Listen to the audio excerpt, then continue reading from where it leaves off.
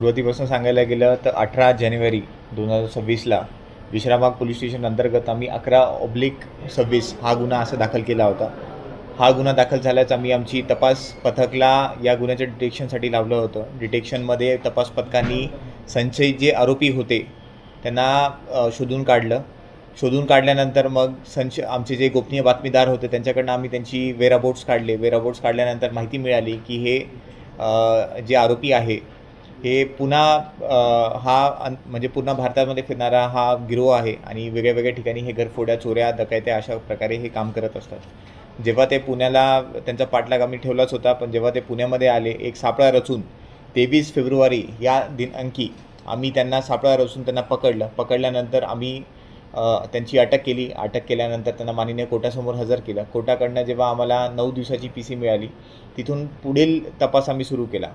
त्याच वेळी त्यांच्याकडे विचारपूस करताना त्यांच्याकडे त्यांच्या ज्या लॉजवर ते थांबत होते त्या लॉजमध्येच त्यांच्याकडनं आम्हाला 32 तोळे व 125 ग्राम अशी 32 तोळे सोनं आणि 125 ग्राम चांदी असं त्यांच्याकडनं लॉजमध्येच मिळालं. बाकी तपासासाठी त्यांना आम्ही दिल्लीमध्ये घेऊन गेलो, उत्तर प्रदेशमध्ये घेऊन गेलो, वेगळ्या ठिकाणी तिकडच्या स्थानिक अधिकारी जे लोकल SPs DCPs आहेत त्यांना आम्ही रिक्वेस्ट लेटर्स पण दिले, त्यांना आम्ही मदत मागितली त्यांच्या लोकल पोलिसांच्या मदतीने.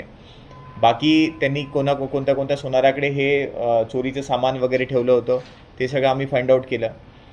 या सगळ्या पूर्ण याच्यामध्ये आम्हाला हे 2 आरोपी निष्पन्न झालेले आहेत. आरोपींचे नाव आहे आकाश सुभाष, जो 23 वर्षाचा आहे, हा राहणारा दिल्लीमधला आहे. दुसरा जितेंद्र चतुर्वेदी आहे, 32 वर्षाचा आहे, हा पण राहणारा दिल्लीमधला आहे.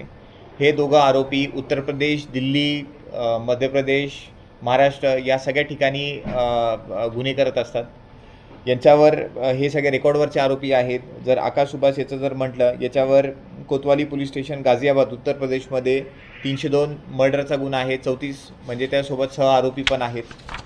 बाकी गुन्ह्यामध्ये म्हणायला गेलं तर गाझियाबाद उत्तर प्रदेशमध्ये अजून एक अटेम्प्ट टू मर्डर 307 त्याच्यावर दाखल आहे. त्याच्यानंतर मग गाझियाबाद उत्तर प्रदेशमध्ये 302 दाखल आहे आणि यांचे ज्या प्रकारचे रेकॉर्ड आहेत त्यानुसार उत्तर प्रदेश मध्ये गाझियाबाद या जिल्ह्यामध्ये त्यांच्यावर गँगस्टर ॲक्ट पण लावलेला आहे.